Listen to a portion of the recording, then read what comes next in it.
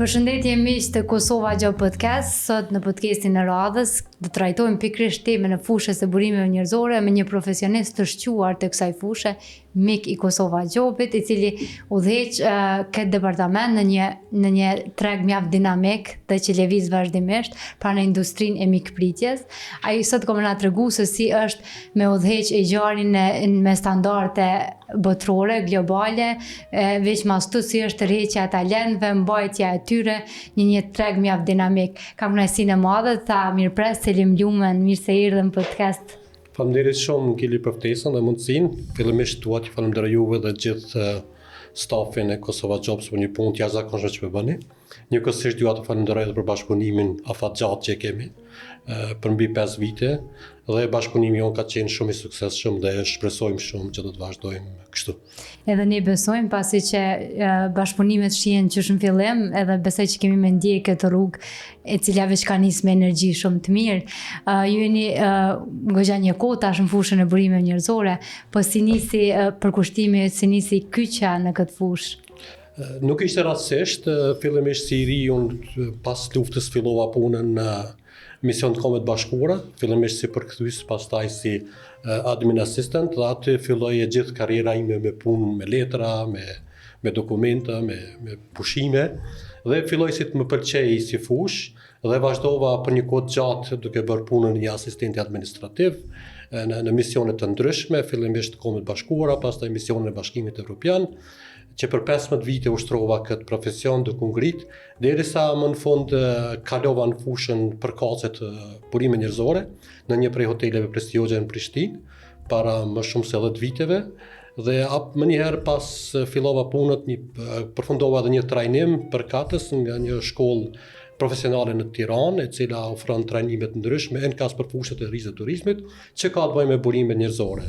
Dhe nga aty nuk ndala deri sot, vazhdoj me shumë kënaqësi me bëu këtë punë, edhe pse është shumë sfiduese, angazhimi është shumë i madh, puna në fushën e rrisë të turizmit dallon shumë nga punët e HR-eve nëpër kompani tjera, për shkak të dinamikës, për shkak të njerëzit duhet me qenë të përgatitur për të mikprit njerëzit, edhe në kohë kur ti nuk je ndoshta në formë të duhur, qoftë profesionale, qoftë personale, por mikpritja nuk duhet të ndryshojë asnjëherë.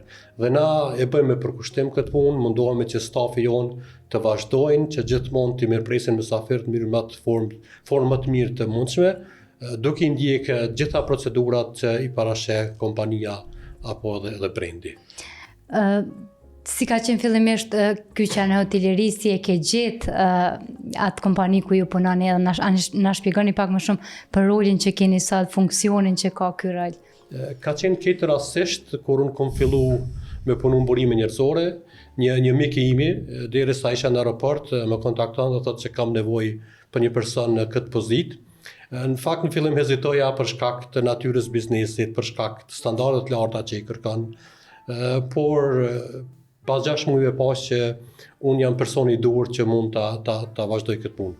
Pasi kalova 6 vite në atë kompani, vendosa që të lëviz, mendoj që është kohë mjaftueshme me kalu 5-6 vite me kompani për të ndryshuar diçka, dhe kur ndëgjova që kompania që momentalisht jam të punu ka orë në Kosovë, për me ishte një pra punonin në 4 Points by Sheraton Prishtina City, të njëjtën kohë jemi duke apo sapo kemi hapur edhe hotelin e dytë në Prishtinë, Courtyard by Marriott, brendi i dytë amerikan në Kosovë përmes Marriottit. Të punosh për brende është nuk di si ta shpjegoj, nga se është një slogan apo një kriter me të cilën na funksionojmë si brand. Slogani apo ajo parimi kryesor i punës tonë është: nëse ti kujdesesh për stafin tënd, ata do të kujdesen për klientët. Dhe mbi këtë bazë na mundohemi që ti trajtojmë të gjithë stafin në mënyrën më të duhur të mundshme. Përveç kësaj, kur unë fillova HR-in e pas, që HR-i në një brand dallon shumë nga kompani tjera që jemi mësu standarde në vendin tonë, nga se ka shumë procedura, ka shumë rregulla, ka shumë trajnime, të cilët më së pari përgatitin ty që ti si do t'ju qasësh stafit, si do ta mbash atë staf në punë dhe si ata do të mbahen gjithmonë të vullnetshëm që punën ta kryejnë me sukses. Normalisht ka qenë sfidë edhe për mua, edhe angazhimi ka qenë tepër, por në këtë rast asnjëherë nuk do të harroj ti falenderoj kolegët e mi që i kam gjetur aty, njerëz të cilët kanë kërkram, kanë mbështet shumë, po edhe kompaninë menaxhuese, gjithashtu edhe investitorët të cilët janë njerëz të mrekullueshëm. Cila është ajo qasje që e keni mësuar pikërisht nga këto standarde tuaja që mi u qas punëtorëve që në mënyrë edhe ata me qenë sa më të afërt dhe sa më të buzëqeshun, vullnetshëm ndaj konsumatorëve, ndaj klientëve? Unë kur kam shku aty kam pas se i gjithë stafi apo në gjuhën angleze nuk quhen në Marriott, nuk quhen staff, po quhen associate, quhen bashkëpunëtor.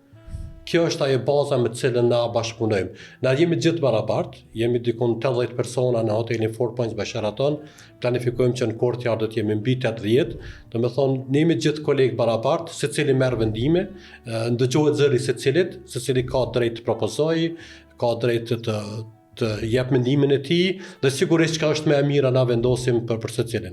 Ajo çfarë na bëjmë në 4 Points edhe në Courtyard by Marriott është si standardi i Marriottit që çdo vit mbajmë një staff engagement survey, apo në gjuhën shqipe quhet një vlerësim i stafit, apo një anketë që stafi e bën rreth kompanisë, rreth menaxhmentit, rreth ambientit punës, se sa ata janë të kënaqur me shërbimet që na i ofrojmë për tyre. Në bazë të rezultateve që i jep kjo anketë, na pastaj marrim vendime të cilat i përshtaten në nevojave dhe rrethonave që stafi kërkon. Prandaj kjo është treguar shumë e suksesshme, prandaj edhe qëndrimi në punë në 4 Points ka qenë shumë i mirë i stafit, nga se zakonisht njerëzit lëvizin shumë në fushën e hotelerisë, në gastronomi, lëvizin shumë kur është koha e verës, shkojnë për resorte ndryshe për të punu, por me këtë politikë që na e kemi mbajt, me këto standarde që i kemi ngrit fushën e burimeve njerëzore, kemi arritur që stafin ta kemi afatgjat dhe stafi të ngritet në pozita të ndryshme, të promovohet, të sot kemi menaxhera të cilët janë ka filluar nga zeroja dhe sot udhëheqin departamente. Pra, cilat kanë qenë, po më intereson me ditë ato kërkesat më të shumta që i kanë lyp stafi, që ndoshta jo, si kompani nuk e keni ditë që duhet të implementu, po i keni kuptuar mbas të anketave që ata i kanë realizuar. Dy ndryshime të mëdha që ne i kemi bë, ka qenë fillimisht na kemi punuar 6 ditë. Normalisht kontratat kanë qenë në bazë ligjit fuqi, po për shkak të natyrës biznesit ka qenë obliguar që të punojmë 6 ditë të javës. Dhe anketa e parë ka ndihmuar që stafi kanë kërkuar që jeta apo balanci mes jetës dhe punës është tepër e ngarkuar dhe kanë kërkuar që të kenë më shumë të lirë. Dhe më njëherë kemi marrë vendim që nga 6 ditë fillojmë të punojmë me 5 ditë dhe normalisht kjo kanë pas një ndikim shumë pozitiv në ruajtjen e stafit që i kemi, po edhe njerëz kanë filluar të aplikojnë, nga se shumë kompani punojnë nga 6 ditë për shkak të natyrës biznesit, për shkak të kushteve që i ofrojnë. Dhe kjo ka qenë shumë pozitive në kuptim që stafi kanë vazhduar me qëndru, se ka qenë një benefit shtesë për ta. Ajo që ne bëjmë përveç kësaj është edhe rritja e pagave. E kemi me kontratë në secilin staf që paga rritet në baza vjetore, në bazë të disa indikatorëve ekonomik që i përcakton kompania, qoftë të tyra të performanca e kompanisë, qoftë inflacioni apo qoftë indikator tjetër ekonomik të cilët duhet merren parasysh. Dhe kjo sikur ju ka ndihmuar stafit se kanë pritë dhe mund ta konfirmojnë që kjo ka ndodhur çdo vit, që 5 vitet e fundit, çdo vit ka rritje të pagave. Dhe kjo është një stimulim shtesë, normalisht ata secili punon për të mbajtur familjen e tyre, na kemi nevojë për angazhimin e tyre, dhe kjo është treguar shumë e suksesshme si proces për ruajtjen e stafit. Një tjetër gjë që kemi pas se stafi kanë nevojë për më shumë aktivitete, përveç punës tyne, ata kanë kërkuar, po edhe ne kemi pas shumë të arsyeshme, që të kemi edhe aktivitete brenda orarit të punës. Çka kemi bërë? Kemi bërë disa lojra, në mesin e tyre edhe një tavolinë ping-pongu, kur e kanë kohën e pauzës, kur nuk janë ngarkuar me punën e tyre, stafi mund të luajnë, të zbavitin, kështu që koha e tyre të kalon sa më mirë pa qenë ngarkuar në punë. Dhe kjo në fakt ka treguar që ka qenë shumë e suksesshme. Edhe i ka ndihmuar ndoshta stafit me u lidh më shumë me njëri tjetrin, edhe me njoh njëri tjetrin pak më mirë. Definitivisht shumë. Përveç kësaj na kemi si obligim bazë të Marriotit që 2 herë në vit kemi Staff Appreciation Week, ne e quajmë ose Associate Appreciation Week, javë e vlerësimit të stafit, për gjithë stafin, dhe një javë është për stafin të cilët punojnë në mirëmbajtjen e zonave publike dhe të dhomave. Gjatë kësaj jave na bëjmë aktivitete ndryshme 5 ditore, çdo ditë dhe çdo vit aktivitete ndryshme ku janë përfshirë gjithë stafi, edhe kjo është një mundësi sa më mirë që me njoft njëri tjetrin edhe mu afru sa më shumë. Fusha e lirisë pa dashur me bë dallime në pozita, fillon prej pozitës drejtore general e deri te ajo zoja apo ai zotëriu që përkujdeset për larën e pjatave ose ai që përkujdeset për pastrimin e dhomave. Ka njerëz të profile të ndryshme, nivele të ndryshme. Ka zoja të nderuara të cilët bëjnë punën për kujdesen për klientët tanë në pastrimin e dhomave, të cilat kanë shumë edhe obligime personale, familjare, dhe që na mundohemi që të jemi shumë afër tyre, që puna mos jetë ngarkesë për ta, por të jetë një benefit shtesë në mbështetje të familjes tyre, por ndoshta edhe për tyrat e soja personale. Si mundoheni mi mbështet këto zonja, këto profile? Jemi shumë të kujdesshëm me ta, përveç punës që e bëjmë baza ditore, na takohemi çdo mëngjes, kemi takimin e mëngjesit dhe ndëgjojmë edhe hallet e tyre. Edhe ato kanë halle, edhe ata kanë probleme si gjithë na. Ajo që na bëjmë shumë empati për këto zoja, nga sa ata vinë punojnë 8 orë në punë dhe kur të kthehen në shtëpi nuk është që do të pushojnë. Ato të janë nisin një punës dytë, që është pak a shumë e ngjashme. Pak a shumë e ngjashme, kërkon shumë përkushtim ndaj fëmijëve, ndaj familjes, ndaj burrit. Dikush ndoshta jeton në familje më të gjatë, ka dhe më shumë obligime. Prandaj mundohemi që kur të vjen punë me qenë shumë të kujdesshëm, larg presionit, larg angazhimeve të tepërta se çfarë munden, dhe jemi shumë fleksibil edhe me ditë të pushimit, jemi shumë fleksibil me pushimet vjetore. Na ju garantojmë se staf 20 ditë pushim në vitit pushim vjetor dhe i ndajmë në bazë të nevojave të tyre, sado që ato kanë nevojë. Prandaj empatia është një gjë që e bëjmë shumë, e implementojmë shumë dhe kujdesemi që ata kur shkojnë te shtëpia, jo me qenë të ngarkuara ose me qenë toksike, por me u kthy familjes ashtu siç ka ardhur buzëqeshën po.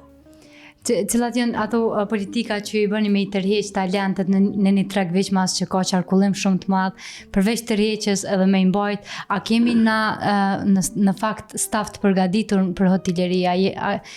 A kemi shkolla adekuate, a kemi trajnime duhura, apo ku duhet me orientu në këtë pjesë? Normalisht ka disa shkolla, por nuk janë të profilizuar në kuptim që kanë shumë vende të Bashkimit Evropian, po qoftë dhe Turqia, që fillon një shkollim doçent fushët e rish duke filluar qoftë për recepcion, qoftë për kamarier, qoftë për një bartender, apo qoftë profesione të ndryshme. Ka disa shkolla që janë të përgjithshme, që këtë bëjmë menaxhment të turizmit dhe të hotelerisë, por që kërkojnë pozita menaxheriale.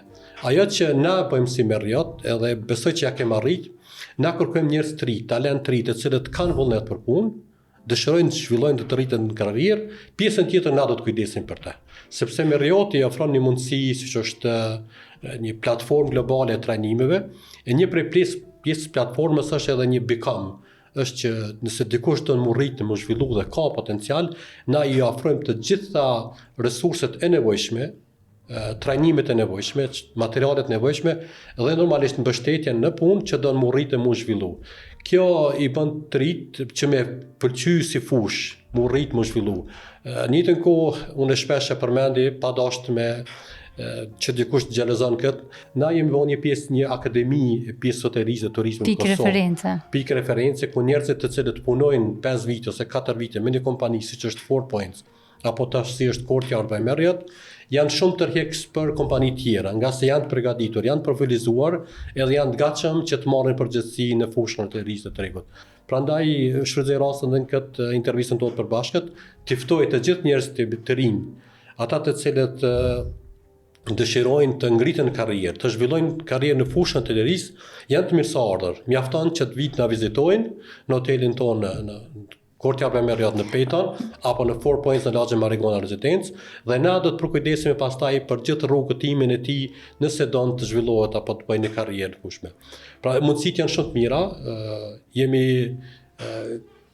sa i përket kushteve të punës, për ne ofrojmë kushte tepër të mira, është zbatohet ligji i punës, e tha me plot përgjegjësi, në sa i përket pjesës punësimit, pjesës të rimbursimeve, pjesës të pagës, domethënë gjithçka është sipas ligjit fuqi, dhe jemi një prej kompanive që njerëzit e gjojnë veten shumë lehtë, edhe ata të cilët nuk janë përgatitur, ju kushtojmë shumë rëndësi dhe gjithmonë ju japim shansën e dytë, shansën e tretë, që njerëzit të ndihen shumë më rahat në këtë kompani. Ju jep një shansën e dytë për brenda kur janë në kompani për të zhvillu, apo shansën e dytë për të punësu? Zakonisht ne kemi brenda kompanisë. Njerëzit që cilët vendosin me lëshu kompaninë, për çfarë do arsye, na jemi të hapur me ndëgju, domethënë para se me lëshu. Pra i bëni exit intervistat dalse. Është pjesë e procedurave tona, exit interview, dhe ndëgjojmë pse cilit prej tyre, cilat janë nëse mund me ndryshu diçka, nëse është brenga asaj për të kompanisë, por nëse dikush ka vendos me karrierë për më mirë, ne jurojmë sukses, e mbështesim, mundësia mu kthy ndoshta është arsyeja si ka si ka dalë nga kompania. Pra varet prej personit. Për personit, por unë mendoj që nuk është shumë e shëndetshme që mu kthy prapë aty ku ke qenë. Se sikur të kishe qenë e mirë do të kishe vazhduar me qëndruar. A keni pasur raste? Kemi pasur raste, në fakt kemi shumë raste të njerëzit që vendosen me largu për një pozitë punë më të mirë dhe pas një muajve të kontaktojnë, të kërkojnë të kthehen me të njëjtat kushte, do të jemi më të ndëgjueshëm, por në fakt kem pas 2-3 raste që kem provu dhe nuk ka qenë suksesshëm. Nuk kanë qenë efektive. Nuk kanë qenë shumë efektive. Me që bet edhe thirrjen për ata që duan t'ju bashkohen këto dy brende e njohura që operojnë këtu në Kosovë, cilat janë pozita që ju i kërkoni, që ata që na dëgjojnë dhe po kërkojnë punë mundën marr, edhe çfarë ofroni për këta punonjës të ri? Po faleminderit shumë Gili edhe herë për që riktheve në këtë çështje. Po na ju bëjmë thirrje gjithë të rive, njerëz të cilët dëshirojnë të punojnë me një brand tuaj, siç është Courtyard by Marriott apo 4 Points by Sheraton, në falë bashkëpunimit që e përmenda më herët, na kemi arritur që të mbyllim të 70% pozitave të hapura dhe kemi filluar stafi është duke u trajnu, ka filluar punën operacionale. Çka kemi nevojë për momentin është recepcionist, njerëz që i presin mysafirët, kemi nevojë për kamariera dhe ata barista, njerëz që përgatitin kafe, koktejle të ndryshme. Ajo që dallojmë ne prej kompanive tjera, kërkojmë që stafi të flet gjuhën angleze për këto pozita. Me që keni edhe mysafir të huajshëm. Klientët tonë 90% janë ndërkombëtar që vinë nga Shtetet e Bashkimit Evropian, nga Shtetet e Bashkuara të Amerikës dhe vende të ndryshme, dhe komunikimi duhet me qenë gjithsesi në gjuhën angleze, spaku për këto pozita të kyçe që i quajmë na që në high guest contact apo në kontakt të plotë me mysafirët. Pra këto janë 3 pozitat që njerëzit mund të aplikojnë, mund të vinë direkt në hotelin tonë, ta bëjnë një vizitë, ta shohin apo i pëlqen, edhe pastaj të vazhdojmë edhe me pjesën tjetër të rekrutimit. Çka bën një kandidat duhen për më punësu në këto brendet e juja? Cilat janë kriteret që ai duhet mi pas dhe çka e bën një punonjës të hotellerisë të mirë sot? Ajo vullneti është mbi të gjitha. Nëse njeri ka vullnet dhe ka ambicie, ka plane me jetën e vet, zakonisht unë i pyes gjatë intervistës ku është e vetën mas 5 vite. Në fakt përgjigjet janë shumë interesante dhe njerëz thonë që nuk e di që do ndodh 5 vite. Por ajo që inkurajoj të rinjt është që do të kenë plane me veten, duhet t'ja qesin synimet se ku dojnë të arrijnë. Një kandidat i cili është i ri dhe don që të gjejë një punë të rahatshme, puna fatgjate, është është i gatshëm me marrë përgjegjësi të reja, është i hapur të vitena. Nuk do të thotë se të gjithë do të pranohen apo të gjithë do të mbesen aty, do të ketë prapë lëvizje, dikush që e gjon veten, dikush nuk e gjen, por ato që i ofrojmë na, domethënë orare të fleksibile, pushim 2 ditë në javë, 8 orë punë, pushimet vjetore, pastaj mbuluara, paga përmes bankës, është një benefit shtesë që ne ofrojmë, që pak kompani ofrojmë, është sigurimi shëndetësor, që pak flitet e na, por është shumë i domosdoshëm, është shumë i nevojshëm. Ne e kemi pa që ka qenë shumë i suksesshëm dhe këtë benefit e mbulon kompania 100%. Disa kompani e kanë 50-50%, i kanë mbulu, po të na, që nga dita e parë, kur kam bashkangjit kompanisë, më ka pëlqyer si ide, e kam gjetë të implementueshme dhe është shumë e mirëpritur për klientëve, për stafit tonë. Ajo që na ofrojmë është një shujt ditore, që shumë njerëz sot shpenzojnë para rrugëve, në kuptim që duhet mu shqy dykon, dalin dhe, derisa të na e kanë falas, plus është edhe një coffee stationery, nuk di si ta thom shqip. Një kënd i kafes. Një kënd i kafes edhe çajit ku njerëzit e kanë edhe kohën përveç pauzës normale të drekës, i kanë edhe 15 minuta në ora 10 dite 15, edhe në orën e masditës mund të shkojnë të furnizohen me kafe, me çaj, me lanxhe, me ujë, pa pas nevojë me dalë me shpenzu para në këtë kohë kur inflacioni shumë i lartë dhe kosta e jetës është po shumë e shtrenjtë në Kosovë. Tregu që ofrimin e sigurimit shëndetësor e keni gjetë, po çka janë ato aspektet që ju i keni sjell vetë, të i dëgju përvojat të punonjësve, edhe sa është e rëndësishme me pas udhëheq që i besojnë HR-it edhe i besojnë vendimeve të HR-it. Po, HR-i është një person që normalisht punësohet nga punëdhënësi për të mbrojtur të drejtat e punëdhënësit, po të njëjtën kohë siguron që edhe punëmarrësi është i trajtuar në mënyrë adekuate. Ajo që unë personalisht kom propozuar më ndryshu edhe ka pas shumë efekt pozitiv, ka qenë çështja e transportit, nga se siç e dini 4 Points është larg nga qyteti, është në një zonë tjetër dhe kem pas shumë problematik sigurimin e stafit nga pjesa e vendeve siç është komuna më afër në Lipjani apo dhe Prishtina, dhe me propozimin tim kem vendosur që të sigurojmë transport adekuat. Edhe pse ka qenë një lloj transporti publik, kem vendosur që t'i ofrojmë një transport më komod, që kompania që kemi marrë të jashtme të shkon dhe t'i merr në disa pika kryesore stafin ton, qoftë ata të Prishtinës sot nga Lipjani, dhe kjo ka qenë shumë e suksesshme. Kur ti nuk e ki dert punën e transportit deri në vend punës dhe kthimin nga vendi i punës, qoftë në orën e paraditës, qoftë masditës, është një falëtësimi. Dhe nuk i kosto shtesë, po edhe kur vjen edhe të merr din saktësisht. Këtë kemi bërë për dy qëllime, me ia lehtësu sa më shumë stafit, në njëjtën kohë që kur të vinë në punë me qenë të përgatitur, me qenë të pastër, që mos të pas ngarkesë trafiku urban, jo vonesa, jo kështu, kështu që ka qenë me ia lehtësu udhëtimin, më apo më komod, dhe ka qenë shumë e mirëpritur dhe ka pasur rezultate të mëdha në rikthim të kësaj, si kosto më e lartë për kompaninë, por kthimi ka qenë shumë i mirë në kuptimin të gjetjes stafit më afatgjat. Po ashtu, pozitat kryesisht që ju i kërkoni lidhen me kamarjer, recepcionist, po është rëndësishme ndoshta me cik që nuk do të thotë që fillon me këtë pozitë edhe mbetesh me këtë pozitë, pra është një mundësi shumë e mirë që mundesh me kaluar në pozita të tjera. Keni pasur raste kur njerëzit zhvillohen për brenda kompanisë dhe ndoshta për pozita më të larta nuk shikoni të hapni konkurse, por i avanconi njerëzit për brenda. Po, sigurisht kjo është edhe politike e kompanisë. Këtë kemi implementuar shumë në pjesën e 4 Points by Sheraton, shpresoj edhe shumë që ta bëjmë edhe në courtyard, edhe do ta bëjmë patjetër. Nga se është kjo politik, na fillojmë gjithmonë me pozita të ulta. Fillojmë në kuptim pozita juniore, që do qoftë pastaj rritjet të zhvillohen brenda strukturave të kompanisë dhe sipas standardeve që na i ofrojmë. Kemi shumë raste të tilla, domethënë njerëz që të udhëheqin sot në 4 Points. E kem një rast shumë veçantë, Editën, që e përshëndesim shumë, i urojmë shumë suksese. Ka filluar si staff front office agent junior, pe pozitës më të në kuptimin e mikpritjes në recepcion, pastaj me angazhimin e saj, me pushtetin që ka pas, me vullnetin që ka pas e atë rritet të ngritet në fushë, pa pas asnjë ditë përvoj punën në fushën të lirisë, sot e udhëheq një departament shumë të rëndësishëm që është departamenti i recepcionit dhe i rezervimeve. Kjo është falë angazhimit sajna, po dhe besimin që ka pas ne dhe na që kemi pas besimin të se zbashku mund të arrijmë. Kjo është vetëm një rast. Ka edhe shumë raste tjera ku njerëz kanë filluar si kamarjer, sot është mbikëqyrës i ndërimit, sot është mbikëqyrës ose zavend shefit i departamentit. Janë 4-5 raste të cilët mund të përmendim me emra, se si njerëzit janë rrit, janë në pozitë, janë promovu.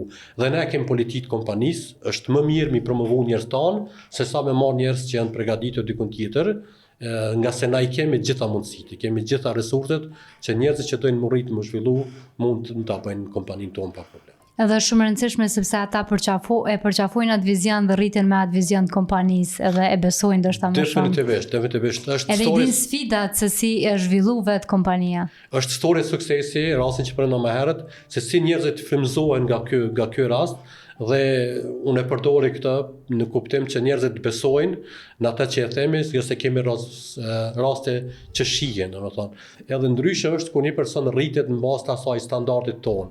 Është shumë ma lehtë ai person me transmetu të stafi i saj apo i tij mënyrën se si është mundësia më rritë më zhvillu dhe në çfarë standarde na funksionojmë të punojmë. Po du me ju pyeta si profesionist e HR-it, cilat janë gabimet që mendoni ju që i bëjnë profesionistët e HR-it në hotellerie që do të më u përmirësu hala më shumë Kosovë? Nuk mendoj që ka gabime, ajo që duhet më zhvillu në fushën e hotellerisë dhe turizmit, por që edhe duhet mi eduku njerëzit. Shumica e kandidatëve që vinë pa një CV të përgatitur. Është një mungesë, po flas këtë fushën e gastronomisë më shumë. Shumica e stafit vinë me referenca të ndryshme përmes shokëve, përmes kolegëve, që edhe ne kemi një program të tillë, kemi programin e referencës, nëse dikush e referon dikën dhe stafi fillon të punojë, e fiton një bonus financiar stafi që ka referuar. Ajo që na duhet të punojmë si HR në këtë fushë, duhet të edukojmë njerëzit që të përgatitin CV-n edhe të qëndrojnë afatgjat me një kompani. Lëvizjet e shpeshta nëpër kompanitë ndryshme për një shumë caktuar të parë nuk mendoj që është e shëndetshme për kandidatin. Nga se unë si HR, nëse shoh që një kandidat i ka 23 vjet dhe i ka 6 përvoja të punës nga 5 vitet e fundit, mendoj që diçka nuk është në rregull me atë CV. Ka shumë arsye që njerëzit mund me lëviz nga një kompani, nuk e gjan veten, ka arsye të ndryshme, ka gjetë më mirë, por CV-ja do të me qenë ndërtuar me aq mirë që njerëzit kanë besim te ti që ke arrit me një kompani me i bë 2+. Me CV-ja që i ka 2 vite plus me një vend pune, tregon që ai person ka qenë i përshtatshëm për atë kompani, i besueshëm edhe i përkushtuar. Prandaj kur vendos me lëshu kompanisë mas 2 vite, 3 vite, 4, mendoj që ke kriju një bazë të mirë, përvojë të mirë edhe normalisht ata që lëvizin për pozita më të larta janë më shumë se të mirëseardhën dhe ju uroj gjithë sukses. Nëse nuk ka mundësi mi mbajt kompani, nëse pozita ngarkuar, por lëvizjet e shpeshta nuk janë të shëndetshme, prandaj na si HR mendoj që duhet të organizojmë më shumë qoftë trajnime, qoftë takime, qoftë workshope, po flas për fushën e hotellerisë, pa dashur me nduri kolegëve në fusha të tjera, se besoj që janë më të avancuar në këtë aspekt, që njerëzit me përgatit CV-t e tyre, me punu afatgjat në vendet punës, mi paraqit në intervista siç është parapame, kështu që më ndodh një edukim i njerëzve në këtë fushën e HR-it. Çfarë trajnimeve ofroni ju, trajnime më specifike që kanë treguar rezultate më të mira? Edhe që mund të nashta me i ndjek edhe kompani tjera edhe... Na si Marriott e kem kusht që në momentin që stafi pranohet në punë, mi kalu 7 ditë e para në trajnim. Na e quajmë onboarding training apo trajnimi në orientim. Trajnimi në orientim ju ndihmon stafit shumë me e gjetë veten, fillimisht nuk e lam në vend punës të vetëm me punu, përderisa 2 ditë e para i kalon trajnime me HR-in, duke mësuar për politikat e kompanisë, rregullat e kompanisë, procedurat e kompanisë, prandaj pastaj kalon në departamentin e përkatës, që punon na e quajmë nën hije, domethënë nuk është i person i vetëm që punon. Këtë kem pas rezultat se nëse ti e merr një staf dhe e merr dhe e gjun në vend punës, është sikur me gju në oqean edhe me thonë do to, pa ditë me notu. edhe shpesh herë njerëzit mbrenda 24 orëve të thinë telefon dhe nuk më marrin vazhdim punën, për shkak se nuk është trajtu si duhet, nuk është trajnu si duhet dhe normalisht ai dorëzohet para një fakti kur shet që hoteli ka shumë hyrje, ka shumë dalje, ka qarkullim, normalisht ai dorëzohet. Dhe këtë pjesë që kushtojmë shumë rëndësi. 7 ditë e para është një trajnim intensiv, pa të qenë në kontakt me klient, pa e bo punën e tij që është i thirrur për të parë, vetëm për ta kuptuar cili është synimi, cilat janë objektivat e kompanisë, rregullat e kompanisë, pastaj kalon në departament. Në momentin që kalon në departament, ne kemi 2 lloj trajnime të vazhdueshme. Është trajnimi që quhet online përmes platformës MGS që ofron Marrioti, që secili punëtor është i obliguar mi ndjek trajnimet brenda 30 ditë të punësimit, por janë trajnimet që i quajmë në shërbim. Gjatë trajnimit të shërbim, menaxheri i departamentit në baza ditore e këshillon stafin në fund të orarit për të çka ka ndodhur dhe çfarë pritet nga ai. Domethënë, nëse vazhdon me këtë formë, edhe stafi ndihet shumë rahat, ndihet shumë i sigurt në punës dhe zakonisht faza testuese të na është 6 muaj. Gjatë fazës testuese, menaxheri bën edhe një vlerësim të punës provuese dhe nëse vlerësimi është pozitiv, e mira të na është që kontrata është me fat pa caktuar dhe nuk kanë frikë stafi që a do ndërpritet kontrata këtë ditë apo në ditë, se zakonisht po flas për përvojat e mia kur punoshim me misionet kombë bashkuara, ai kemi pas kontrata çdo 6 muaj. Dhe kur vinte muaji i fundit na kapte ai stresi se na nuk kishim që vendosim për vete, vendosin dikush kombet e bashkuara dhe ata të cilët merren vendim për buxhetin tonë. Dhe muaji i fundit ishte e gjithë biseda, nuk kish koncentrim punës apo vazhduan, sapo vazhduan. Te na nuk e kanë këtë breng. Kontratat janë me afat pa caktuar. Pra për të gjithë punonjësit janë kontratat me afat pa caktuar. Pa caktuar, kjo është një benefit shumë i mirë. Kontrata mund ndërpritet vetëm nëse ka shkelje serioze të ligjit punës apo dëmtim të imazhit të kompanisë. Përndryshe, nuk ndërpriten kontratat për një arsye nëse nuk po bën punën mirë. Nëse nuk e bën punën mirë, stafit i ofron mundësi trajnimi shtesë, që mu rrit, mu zhvillu, por asesi nuk vim në atë fazë që t'ja ndërpresim kontratën, nga se njerëzit kur të vinë në punu të ty të besojnë edhe janë mbështet në mënyrë të ty, dhe na ja ofrojmë gjitha mundësit që ai me mbet aty mu rrit e mu zhvillu.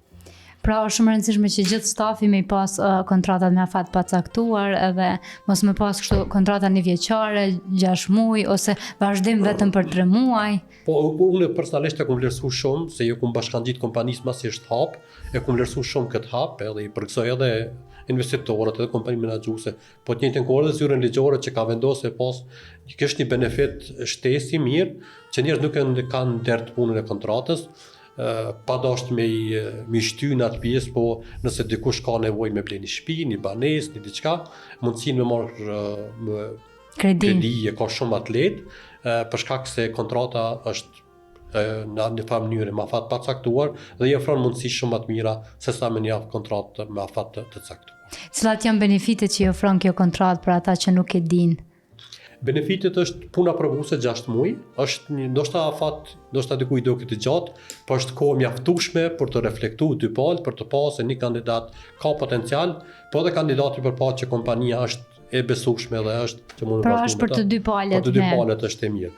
Pas 6 muajve fiton të drejtën e pushimit vjetor, prej 10 ditëve, që parashë ligji, pastaj nuk e ka dert kontratën. Vlerësimet pastaj bëhen vjetore, vlerësimet nuk bëhen kuptim të vazhdimit apo të mos vazhdimit të kontratës. Bëhen vetëm për vlerësimin e performancës. Bëhen vlerësim performancës dhe që është e mira në bazë vlerësim performancës, stafit i cili ka vlerësimin më të lartë, ka benefite shtesë, ose ka promovim pozit nëse është e nevojshme, ose ka një ngritje pake nga dallimi nga paka që rritet në baza vjetore. Kjo është një rritje shtesë. Është një benefit shtesë që ka ndodhur edhe po ndodh edhe sot, është secili departament 1 ose 2 persona, në bazë vlerësimi është në mënyrë elektronike, ti vendos kriteret, ja vendos planet që ka pritet nga ai fillim vitit, ato synimet, qëllimet, ne quajmë business goals dhe personal goals, nëse stafi arrin me implementu gjitha këto objektiva, në fund të vitit kur bën vlerësimi final, shihet që stafi që ka më shumë tipik, e fiton bonusin e rritjes një page shtesë nga rritja vjetore. Cilat janë sfidat gjatë këtyre viteve që i keni has, sfidat më të shumta veç mas të punonjësit e kësaj fushë? Normalisht sfida është rekrutimi, është fushë shumë e ndihshme nga se njerëzit lëvizin shumë. Në kohën kur ti më shumë të ki nevojë, që është koha e verës, kur na presim që biznesi me me eksplodu në kuptim të angazhimit, në kuptim të operacioneve, njerëzit kërkojnë punë më të mirë, kërkojnë punë sezonale dhe ti duhesh me bëu një efort shtesë që me gjetë staf me mbulu, që mos më vrejt mysafiri se a ki staf apo nuk ka. Puna më e madhe bëhen mbrapa, se sa ajo që e sheh klienti, ajo që e sheh mysafiri. Kjo është ajo sfida e madhe që njerëzit lëvizin shumë, është e drejtë secilët, nuk mund të bëhet me zor, por prapë pastaj në tetor kthehen 1 persona dhe kërkojnë që mu kthy në kompani. Kjo është një sfidë. Sfida tjetër është edhe lëvizja, mund ta them sfidë edhe pozitive. Është hapur tregi, njerëz lëvizin në Bashkimin Evropian dhe shohin edhe kultura të ndryshme, shohin edhe mënyra të tjera të shërbimit, që ngaherë na kanë ndihmuar shumë që njerëzit pasi kanë dalë në Bashkimin Evropian kanë vendosur më kthy me pas që socializimi, trajtimi është shumë më i mirë, kohën që ka lënë punë këtu, kushtet që i ofrojmë ndoshta janë shumë më të mira se që ata i presin në vendet të tjera. Po ai ofron ju këtë mundësinë për të shkuar në një afat sezonal jashtë vendit dhe të kthehen përsëri? Normalisht nëse ke mundësi, pse jo? Nëse keni staf mjaftueshëm. Stafi ka drejt me kërku edhe pushim pa pagesë, për një afat pa caktuar. Nëse shohim që neve nuk na pengon nevojat operacionale dhe mund kryhet puna, normalisht na i mbështesim njerëzit që do të shkojnë në trajnime të ndryshme, do të shkojnë në shkollim të veçantë ose edhe qoftë për një punë sezonale në fushën përkatëse dhe që mendojmë që mundet më ngritë më zhvillu, absolutisht që jemi të hapur që t'ja provojmë edhe këto forma të pushimeve. Unë për fund do t'ju uroj edhe për hapjen e hotelit Matri, për ata që duan më ardhme që është edhe në qendër të Prishtinës, çfarë standardeve ofron ky për klientët, çka mund të më parë si? Po, sigurisht janë gjithë mirëseardhur, unë do të shoj rastin që ftoj edhe juve edhe gjithë ekipën e juve, të vini ta shihni, na jemi në lagjen Pejtan, është te kompleksi Rami Sadiku, është hoteli Courtyard by Marriott, një ndërtesë shumë e bukur. Mos flas për pjesën e interierit, pjesën e barit, restoranit, sallat konferencave, që ofrojmë një komoditet niveli shumë të lartë, pastaj për pjesën e fitnessit edhe të spas. Kemi një fitness me gjitha pajisjet janë me inteligjencë artificiale, që është hera e parë që ndodh në tregun e Kosovës. Sallat e konferencave janë të pajisura me teknologjinë e fundit, sa i përket takimeve të ndryshme me përkthime të veçanta, zona të veçanta të përkthimeve. Gjithçka është e mirë e bukur, prandaj ftoj gjithë njerëz të rinj të vullnetit mirë, të cilët kanë dëshirë me gjetë veten këtë fushë, vinë na vizitojnë, ta shohin vendin, pse edhe të diskutojmë edhe shumë mundësinë e bashkëpunimit. Faleminderit shumë që erdhët, nëse nuk keni edhe diçka për më shtu për fund. Jo, faleminderit shumë, besoj që i bisedum shumë aspekte të kësaj pune, një fushë shumë e ndihshme, që edhe një herë i falenderoj shumë për këtë mundësi dhe bashkëpunimin e tij. Për neve ka kënaqësi pak me prek edhe këtë dimension, me që nuk kemi pas mysafir të tillë në podcast edhe me inkuraju që edhe kjo fushë është shumë e rëndësishme edhe me zhvillu karrierën e nuk të mos shihet vetëm si pozita të përkohshme. Patjetër, faleminderit shumë edhe na të shtoj shumë. Miq të dashur që keni ndjekur këtë episod të Kosova Job Podcast, dhe kemi pasur mysafir Selim Lumën, i cili na ka treguar shumë aspekte të bërit e gjarë në 2 brende të njohura të hotellerisë, e ju mund të vizitoni edhe faqet e këtyre brendeve për t'ju bashkuar dhe për ta gjetur karrierën tuaj të duhur në këtë fushë, edhe pak përmes këtij podcasti e mësuam se çfarë ju pret, cilat janë benefitet dhe si mundeni me avancu në këtë karrierë nëse vetë jeni në kërkim. Faleminderit, e ne takohemi në rrëfimin e radhës.